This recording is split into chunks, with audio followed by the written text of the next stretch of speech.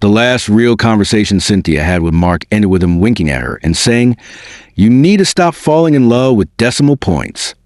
That same afternoon, she flagged $2.3 million in consulting payments that had no vendor attached. He laughed it off, called it executive fuzz, and patted her shoulder like she was a golden retriever that found a stick instead of a grenade.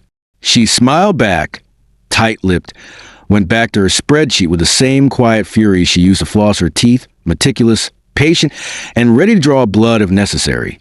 Cynthia took pride in the kind of integrity that kept you up at night, but let you walk into work without shame. She didn't need validation. She was the system. At 39, she was the person people at the firm referred to when they wanted to know if a regulation existed or if someone just made it up to stall payroll. Email sign-off didn't say best or cheers. It said per statute. That was her religion. She didn't date much. Didn't have time between due diligence reports and breaking down SEC filings into digestible chunks for executives who thought crypto was a vitamin. Her desk looked like a command center, and a Zen garden had a baby, color-coded tabs, sticky notes with initials, a rubber plant named Bernanke that only got water when quarterly audits ended. Maybe you're thinking, why the hell do I care about some compliance wonk in a blazer? Fair. But here's the thing. 97% of people who hear stories like this never hit subscribe, or like, even though it's exactly this kind of quiet rage and revenge that keeps our whole twisted circus running. So, do the honest thing. Click the buttons.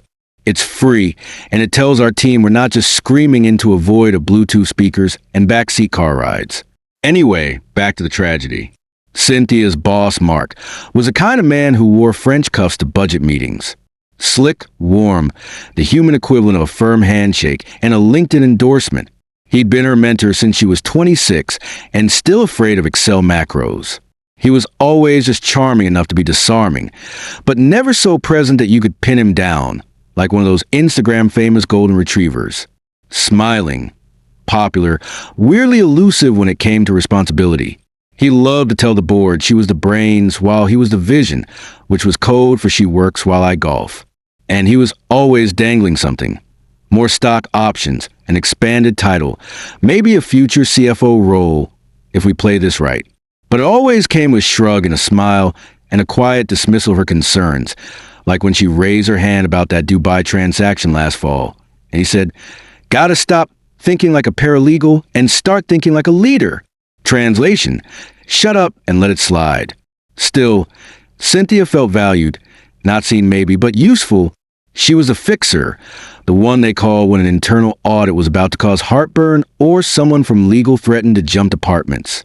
She once rewrote a 58-page compliance manual over a single weekend because Mark asked her to modernize the language before the investors' retreat. She didn't even charge overtime. She just wanted to be needed. So, when the end came, it wasn't with a warning. No hallway whisper, no calendar invite with a skull emoji. It was just a regular Wednesday morning budget meeting at 9 o'clock. Mark asked her to hang back after. "Quick thing," he said. Brought her a coffee like he always did. 2 sugars, no milk, just how she liked it. Then he told her she was no longer aligned with the team's vision. He used words like rigidity and friction, like she was a faulty gear in a well-oiled con. He said there had been feedback, anonymous of course, that she was too difficult, that she made others feel micromanaged, that her obsession with details was getting in the way of momentum. She stared at him, coffee untouched, fingers cold. In a weird way, she was embarrassed for him. The performance was so rehearsed. It was like watching a magician pull a dead rabbit from his hat and pretend it was a dove. She nodded, stood up, thanked him for the opportunity, and left the mug on the conference table. It felt like walking out of a crime scene, one she hadn't realized was hers until the siren started.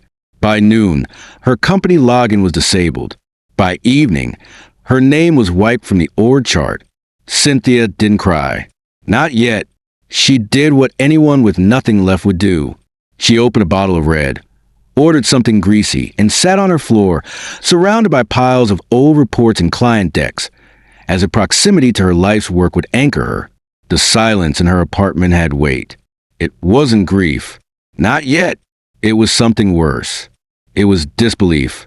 It was the word rigid that did it. Mark said it with that trademark blend of fake compassion and gentle condescension that made Cynthia want to lob her stapler at his Rolex. He folded his hands like a priest breaking bad news and said it again. Your approach is too rigid.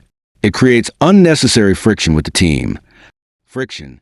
The same team that once emailed her in a blind panic because someone had accidentally forwarded a spreadsheet with 3 years of unredacted payroll data to the wrong vendor. Same team she covered for during the Q3 disaster when someone mixed up deferred revenue with actual cash on hand and almost triggered a board audit.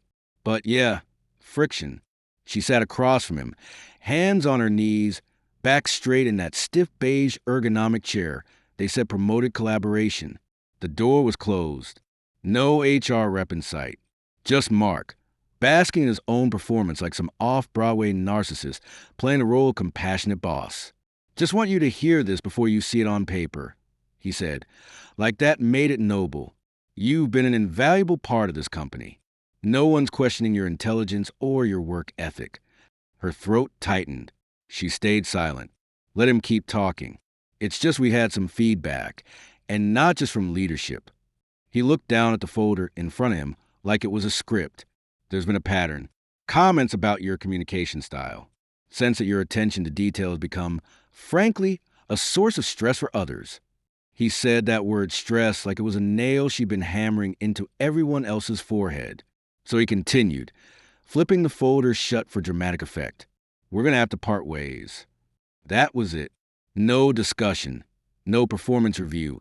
No mention of the 79-hour work week she logged the previous month trying to reconcile a buried vendor invoice from Singapore that she knew didn't match their transfer logs.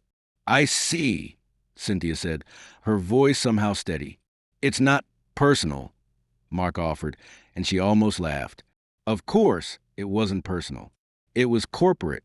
Worse, it was sanitized, sterilized, HR-centered betrayal in a silk tie. She knew this language.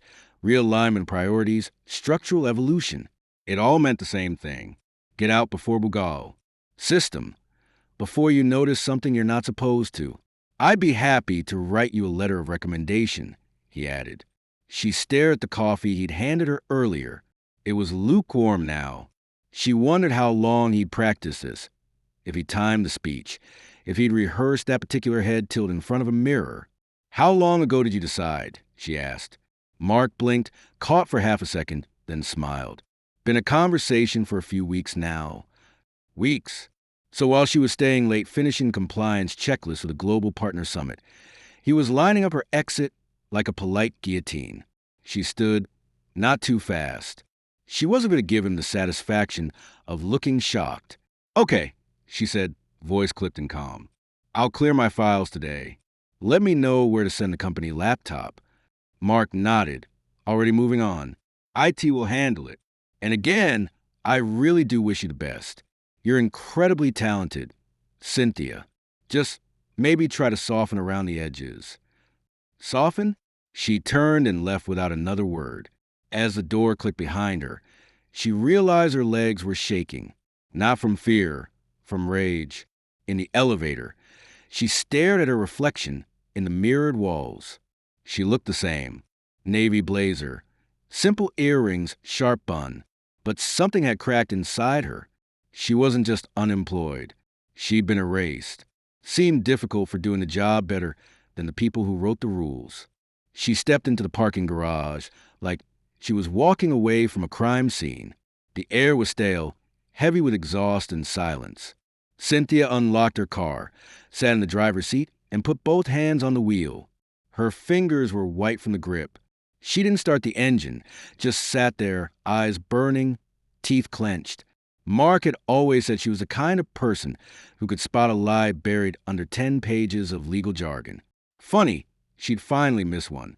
And now she couldn't stop wondering what was so dangerous that he had to get rid of her. Cynthia had never cried in front of her coworkers. Not when her appendix ruptured during Q1 filings. Not when her dad died mid-audit season. Not even when the office internally erased 3 weeks of reconciled ledger data, and she had to rebuild it from scratch over a single weekend. But now she cried on her couch with Cheeto dust on her pajama pants, her laptop balancing on one thigh and a half-filled spreadsheet of compliance roles near me flickering on the screen like a cosmic joke. She'd applied to 17 jobs in 40 minutes. Compliance assistant, risk associate, even one godforsaken position titled regulatory happiness coordinator. What the hell was that? A glorified mascot for tax laws. Every cover letter read like it had been written by a robot hopped up on Xanax. I am passionate about protecting corporate integrity. Felt like an obituary to her soul. Between applications, she stalked Mark's LinkedIn. Still there, still smug. Banner photo was him giving a TED Talk titled Leadership Through Adaptability. She stared at it for so long her eyes blurred. Adaptability, right? More like managing up while covering up. The wine bottle on her counter was empty. The leftover pad thai was cold. The day had warped into the sad little purgatory of disbelief and stinging clarity. It was humiliating, yes, but more than that, it felt off. She'd walked off stage halfway through performance and realized the script she was handed was never the real story. By hour 4 of this emotional demolition derby, she did what she always did when the world spun too fast. She cleaned, not just dishes, not just laundry. The neurotic compliance officer purge that could have qualified as therapy in some circles and war crimes in others. Her home office, once a temple of order and color-coded dreams, became ground zero. She pulled open drawers like they owed her money. Old files, conference swag, a drawer full of obsolete dongles and USBs, a pile of spiral-bound quarterly reports, their plastic covers warped from years of coffee steam and fluorescent regret. And then she saw it. That report, last fiscal year's annual audit, the one she fought with Mark about. She remembered every exchange, every meeting where he brushed off her questions about international remittances and unattached transfers. He'd said, "It's all above board, just not your board." The words had made her skin crawl. She pulled out a pile, her own notes in the margins, a tab section she remembered obsessing over. Payments to a consultancy firm in Belize that had 3 employees and a website made in 2006. She questioned it loudly. Mark had smiled and said, "Some things are too high up for us to stress about." But taped to the inside cover, underscored dash almost comically cheerful, was a neon yellow sticky note she hadn't noticed before. "Thanks for all your diligence." Winking face with tongue emoji. Below it, a string of characters. C1B4X3R712BTC. She blinked. At the time, she remembered asking him what it was. He'd said, "Password for my fantasy football league. Don't worry, nothing nefarious. Unless you think Tom Brady is laundering cash." She hadn't laughed then. She sure as hell didn't laugh now. Her first instinct was to chuck in the shredder. But something about that winky face, it felt smug, like a challenge, like a breadcrumb. She held the note up to the light. The ink was slightly smeared, like he'd written it quickly without thought. But Mark never wrote without thought. Everything he did was calculated. Every compliment, every coffee, every condescending pat on the back. He'd once seen him change a slide font 3 times in a pitch deck to get the emotional tone right. No, this wasn't random. It was a message, a placeholder, a leak in the pipe. Her laptop pinged. Another rejection email. She didn't even look. Instead, she typed the string into Google. No quotes, no filters, just a raw text. At first, nothing, then a strange link. Something called blockchain.info, a public ledger. Rows and rows of transactions, dates, amounts, wallet addresses. Her heartbeat slowed. She wasn't sure what she was looking at yet. But that wasn't fantasy football, and it sure as hell wasn't harmless. She stared at the string again, her pulse rising. This wasn't a password. It was a trailhead, and Mark had just handed her the map. It started as a petty act of spite, something to give her mind a bone to chew while the rest of her unraveled. Cynthia never expected the string to lead anywhere real. At most, figured it was a dumb inside joke. Maybe a real password to Mark's fantasy league, where he probably drafted CEOs instead of quarterbacks. But when she clicked that blockchain link and saw the address tied actual transactions, thousands of them, her stomach dropped like she'd swallowed a brick. There it was. Wallet C1V4X3R7. 12 BTC balance. 8,142.77 BTC. She stared, refreshed the page. Current value in USD. $236,447,211.13. She didn't move. Not at first. Her eyes just locked on the screen, trying to translate the numbers into something human, something graspable. But that wasn't graspable. That was obscene. That would buy an island and hire a chef to butter your toes money. And it was sitting in a public wallet, right there, naked in the digital sun, like it wasn't laundering the soul of someone she used to respect. She started clicking, drilling down. Each transaction was time-stamped. Some tiny fractions of a Bitcoin, like a test or a breadcrumb. Others massive. The biggest one she found was from 5 months ago. A transfer of 1,000 BTC from a wallet that had been dormant since 2019. Her brain switched into audit mode. Open a folder on her external drive labeled Compliance Stuff Do Not Delete. Inside, a graveyard of PDFs, spreadsheets, reconciliations. Mark had once joked she was a hoarder with a badge. Well, turns out hoarding was about to make her dangerous. She pulled up an expense report from Q2. Something gnawed at her. Those vendor payments she argued with Mark about. The ones filed under foreign partnership initiatives were multiple transfers in April, May, and July, each for round, padded numbers. None of them had clear invoices. Mark said it was standard practice for emerging market outreach. She checked the blockchain, matched the dates. Her fingers started to tremble. Bingo! April 12th, $900,000. April 13th, 13 BTC transferred. May 4th, $1.2 million. May 5th, 17 BTC transferred. She clicked back and forth, mouth dry. It wasn't perfect one-to-one timing, but it was close enough to make the hairs on her neck stand. Close enough to smell intent. Someone had moved money, her company's money, into crypto within 24 hours of it leaving their internal books. She opened another file, an internal memo she wrote 6 months ago, raising questions about duplicated payment entries to a shell vendor in Panama. Mark had replied with his usual sleight of hand. It's internal cost shielding for tax optimization. Don't worry, legal's in the loop. Translation, shut up and stop digging. But now she was digging, and the deeper she went, the filthier it got. The wallet had made over 400 transactions in the last year alone. All outbound, no inbound funds, no payment for services, no returns, just quiet, steady siphoning into the digital void. The shell vendor she questioned. She Googled the names again. The Belize firm, Dubai Consultant. One listed address was a burned-out laundromat. Another belonged to a bakery that hadn't updated its Facebook page since 2014. Her chest tightened. This wasn't sloppy. This was calculated. She was never too rigid. She was just inconvenient, too observant, too precise. Mark didn't fire her for creating friction. He fired her because she got too close to the spark. She scrolled to the sticky note again. That damn winky face wasn't a joke. It was a flex. He thought she'd throw it away, that she'd walk out with her mug and her dignity and never look back. But she looked, and now she saw it all. The lies, the laundering, the scale. Her hands finally steadied, not from calm, but from purpose. This wasn't about her anymore.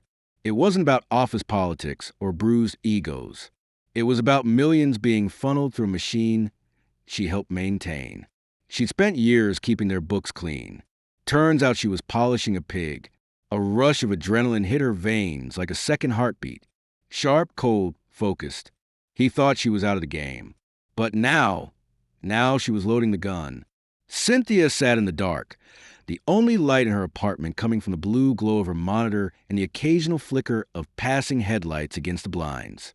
Her face was blank, but her eyes were alive, darting between folders, piecing together the anatomy of betrayal like a forensic pathologist with a scalpel and a grudge. On the screen, a single sentence stared back at her. Delete folder, blockchain corruption leads permanently. She hovered her mouse over yes. One click, one tiny merciful act of digital amnesia, and it would all vanish. The wallet address, The forensic breadcrumb trail, the shell companies with the personality of empty parking lots. She could go back to applying for jobs she didn't want and pretending the scar on her career was just bad luck. No one would know, except she would. And so would Mark. And he'd keep smiling, that reptilian smile at galas and board meetings, shaking hands with politicians, lecturing interns about ethics, all while moving dirty money through the pipes she once helped seal. He'd go on being untouchable, the kind of man who rewarded loyalty with a pink slip and called it professional evolution. She closed the prompt, opened a new tab, typed slowly, methodically, protonmail.com. She needed encryption, discretion, an identity no one could tie to Cynthia Langston, former senior compliance officer, favorite sacrificial lamb of man whose cufflinks cost more than her monthly rent. New email created. Seraphimaudit at protonmail.com. She smiled. Seraphim, angels with too many eyes. Fitting. Next, she opened a blank Word document and began typing. Not a rant, not a revenge note, a report. Structured, cold, bullet pointed, with exhibits and timestamps and annotated screenshots. If someone at DOJ or SEC so much as glanced at this, they'd break into a sweat. She titled the document, Whistleblower Submission. Suspected fraud, money laundering, tax evasion by redacted corporation executive malfeasance. She had receipts, payment records, flagged discrepancies. Internal memos Mark had signed with the same careless charm he used when texting middle-aged women from his burner phone during lunch breaks. She'd been called too rigid for noticing the rot, and now that rigidity was being weaponized, her meticulousness would become his noose. Every slide she made, every citation she linked, made her feel more alive than she had in weeks. Rage was no longer a shapeless fog. It was a tool. It had edges.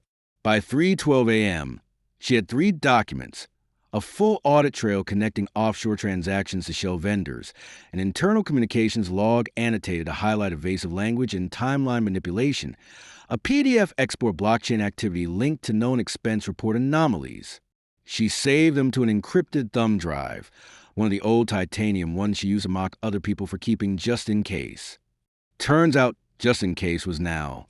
Then came the email body, simple, unemotional. To whom it may concern, please find attached documentation detailing financial activity that I believe constitutes criminal fraud, money laundering, and regulatory evasion by a senior executive at Redacted Corporation. The materials have been anonymized to protect my identity. I am willing to cooperate if granted legal protections under applicable whistleblower laws. The behavior outlined in the attachments poses a substantial risk to shareholders, regulators, and the broader public trust. I urge your office to review the evidence promptly. Seraphim. She reread it 3 times. No flourishes, no emotion, just a loaded weight of truth wrapped in legal precision. She didn't send it yet, not because she was unsure, but because this moment deserved stillness. A pause before ignition. She stood up, walked to her window, lit a cigarette, though she hadn't smoked in years. It tasted like rebellion and bad choices and teenage anger. Perfect. Below, the city was still awake.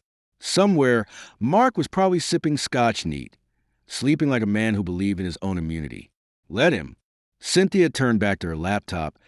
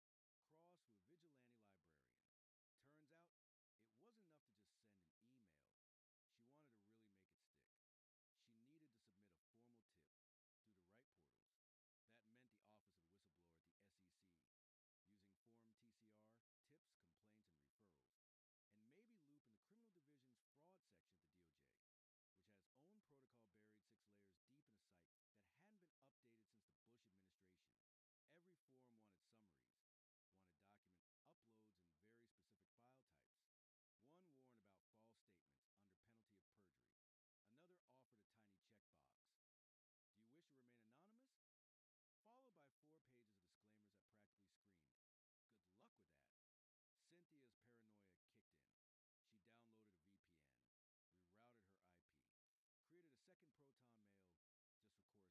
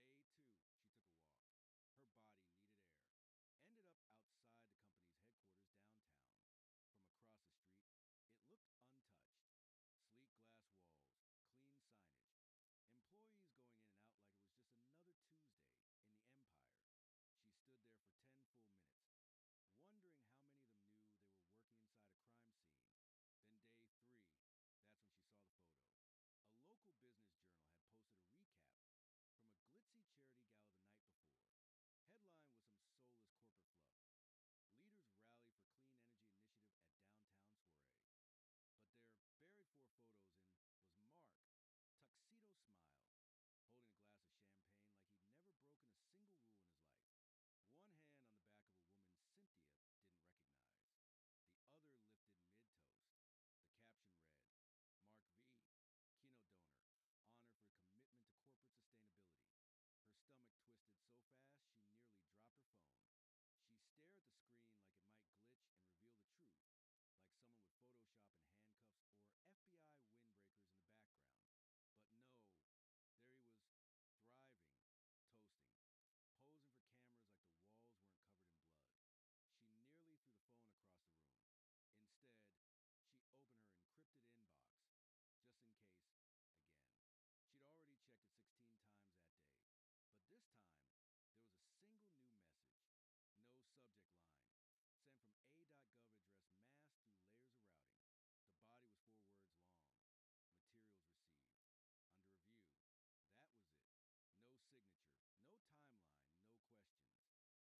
to confirm she hadn't screamed into a void. Someone, somewhere, had opened her file. Maybe read it, maybe even printed it. But it was the maybe that drove her mad, because now the clock had restarted. But this time the ticking wasn't in her control. She was no longer the analyst or the architect. She was the observer, the one hoping someone in a starch government office would care enough to chase the threads she'd laid out in ink and ash. Cynthia sat back on her bed, laptop resting on her stomach. That forward email burned into her retinas. Under review. She hated how fragile it made her feel. How powerless. Like being told you might be believed. Only if the paperwork doesn't get lost and the right intern doesn't call in sick. She thought of Mark in that tuxedo, laughing, toasting, oblivious. She imagined the photo again, but this time the background is lit up with blue lights, and handcuffs are clicking behind his back. She closed her eyes and let the rage settle, slow and thick in her blood. This wasn't over. But for now, she had to wait. And waiting, as it turned out, was its own private hell. Cynthia had gone feral in her own kitchen. She was wearing an old university hoodie with coffee stains she couldn't date and socks that didn't match. The counter was littered with half-eaten toast, an open can of cold ravioli she never actually touched, and 3 used tea bags that hadn't been steeped so much as drowned. She was on her fourth cup of coffee, store brand, aggressively bitter, brewed into the same chip mug she'd used the night she was fired. Mug said, "World's okayest analyst." It felt ironic now, almost prophetic. She sat hunched over her laptop, like a gargoyle guarding the gates of paranoia. Her tabs still arranged in their obsessive grid. SEC tips page, DOJ Newswire, LinkedIn to stalk Mark's connections, Google alerts, Reddit in case someone posted an anonymous. My CEO just got rated thread, and her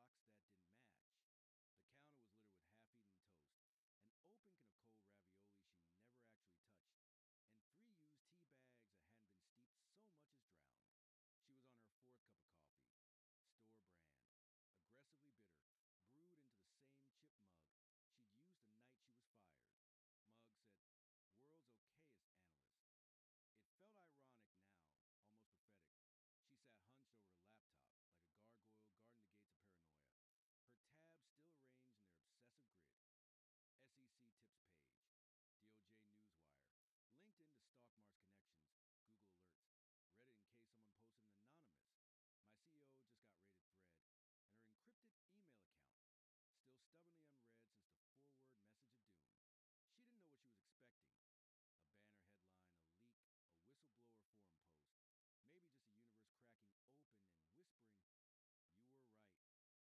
Instead, it came from a local news aggregator site. She only bookmarked to She didn't call anyone, didn't post, didn't scream. She just sat there, very still, feeling the full weight of what she'd done sink in. It had worked. She had worked. She'd torn out a monster's spine and handed it, still pulsing, to the people who could crush it. No fireworks, no thank you letter, just a quiet headline. And it was enough. The news anchor was smiling because they always smiled, even when reading about death or fire or, in this case, federal raids. Cynthia sat curled up on her couch, knees to her chest, the sound on low, the captions on. She didn't need to hear it. She knew every syllable of what they were going to say before they said it. Ongoing investigation into financial misconduct, including the seizure of an offshore cryptocurrency server allegedly tied to fraudulent payments and asset misappropriation. There it was, offshore cryptocurrency server. Clean, clinical, the kind of phrase that only meant something if you'd followed the blood trail. Then the screen cut to photo. Mark, not a mug shot yet, just his headshot from the company's press kit. Still smiling, like a man who thought the game was rigged in his favor, because until 3 days ago, it was. She paused the screen. He looked smug, frozen in that corporate grin with the eyes that always said, "I know better, but I'll let you speak." For years, that face had hovered over boardroom tables and compliance reviews and late-night Slack calls that always ended with, "You're a rock star, Cynthia." Don't overthink it. She hadn't overthought it. She'd underestimated him. Until now, her coffee was lukewarm. She took a sip anyway. Let the bitterness roll over her tongue like ash. Difficult. That's what he'd called her. Too rigid creates friction.